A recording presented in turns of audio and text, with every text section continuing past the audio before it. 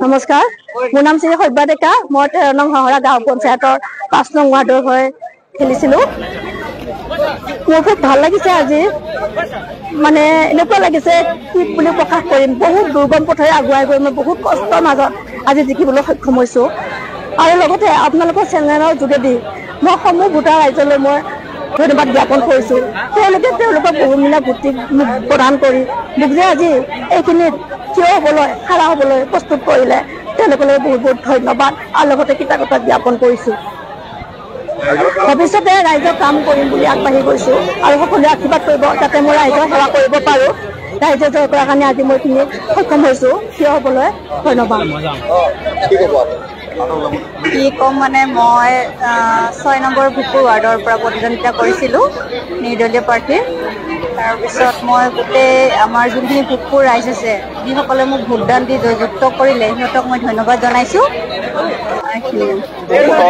গাঁও পঞ্চায়তৰ 9 নং ফলনা ৱাৰ্ডৰ মেম্বাৰ আছিলোঁ আৰু মোৰ এগেইনষ্টত 3জন আছিলে। প্ৰাক্তন সভাপতিজনো আছিলে মোৰ এগেইনষ্টত। তেওঁ কি কয়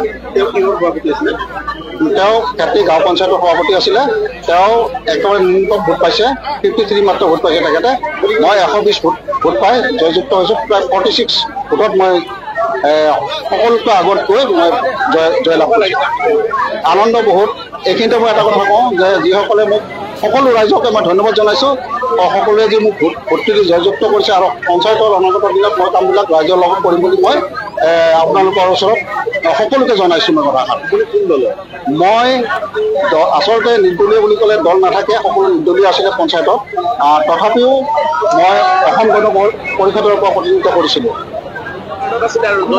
মই হৈছিলোঁ খেতি জিপিৰ পৰা 7 নং ৱাৰ্ডত মই জয়যুক্ত হৈছোঁ বুলি ঘোষণা কৰিছে। আৰু কিমান ভোটত মই 381ত পাইছোঁ। আৰু অনুভৱটোতো খুবেই ভালেই লাগিছে।